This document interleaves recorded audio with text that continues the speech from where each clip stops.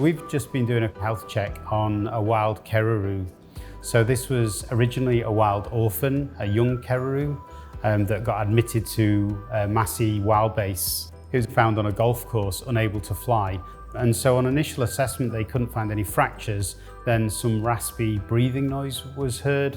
And so they did a bunch of diagnostics and thought that it had some respiratory disease, so a bird equivalent of pneumonia. They spent a couple of months treating and stabilizing it, which is really good. And they got rid of all the physical health problems. Unfortunately, by the end of that time, the young kereroo had lost its fear of humans, and they spent several months trying to rewild it, I guess. But ultimately, their assessment in July was that this bird was too tame now to survive in the wild. This is one of the problems as wildlife vets and vet nurses that we deal with every day, is we have to spend time with our patients to make them better. But with young birds, if we spend a lot of time with them, they can become tame. And whilst we spend a lot of work trying not to let that happen, sometimes it does. And that's the risk we take.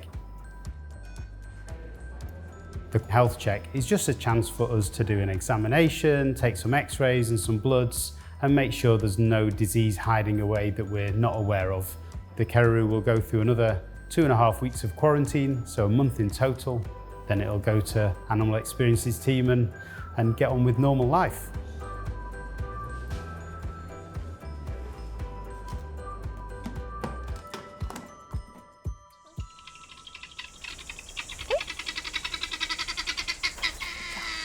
Want to say hi? So this is Sprinkles. She is our rescue kereroo. So she was unable to be released, so she's joined us on our Animal Experiences section to be an ambassador for her species, which is very exciting. So she's currently in an aviary at our back of house area, which she shares with our very noisy guinea fowl. Kia ora, my name's Emily. I'm part of the Animal Experiences team here at Auckland Zoo. Our job is about connecting people to wildlife in a much more personal way. So the cue for Sprinkles to fly to our hand is just to us to lift our hand up like that. Sometimes we have to show her the pea, so peas are her favourite treat. They're what we're using as a reinforcement. And then once she lands in our hand, she gets a good and she gets a pea. Sprinkles has been doing really well with her training. She's very inquisitive, she's into everything new. And her name actually comes from the role that kereroo play in the ecosystem here in Aotearoa. They eat seeds and fruits and disperse or sprinkle those seeds throughout the forest so that new trees can grow. And they're very important because they eat some of the larger berries and fruits here in New Zealand that no other birds can actually swallow whole. So they're very important seed dispersers. So the end goal for us is to free fly her down at our Wild Work Centre. So myself and Jess have been working on getting her flying to our hand reliably and then off to perches, so she'll eventually fly out over an audience, and going into her crate is an important part of that training as well. The next stage in her training will be heading down to our flight school net, just to give her a bit of a different environment and getting used to having an audience.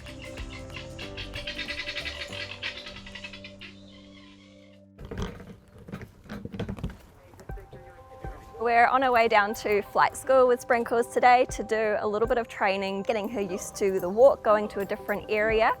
You can hear the Simon calling, which she has heard before, but again, that's just something that she needs to get used to hearing. Just different sounds that are happening around the zoo. This is our flight school net. It's a temporary space where a few of our birds that aren't quite at the stage where they're fully free flying yet can come down and do some training. They can have an audience to get used to, and they can build up their confidence before graduating to free flying. So that's where we're going to be training Sprinkles today. And step up. Good job. All right, let it go. Yay. Go. Good job.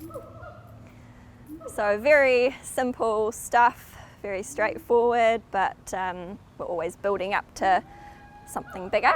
Go. Good job. So this is what we want. We want her to be nice and calm. Obviously she is going to look around a bit and kind of get used to her surroundings.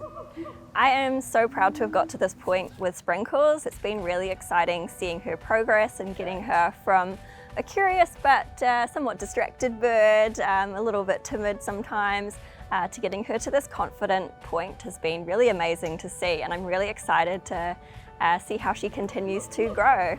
Come here. Sprinkles' role here at the zoo is to be an advocate for her species. So we want to connect the people that come to the zoo to the wildlife that they can find here in Aotearoa and know a bit more about them and how special they are and the role that they play out in the ecosystem. So Sprinkles is a really good fit for our team because she has that human-centric background. She's not stressed by being around people, so she's going to be a really positive ambassador for her species.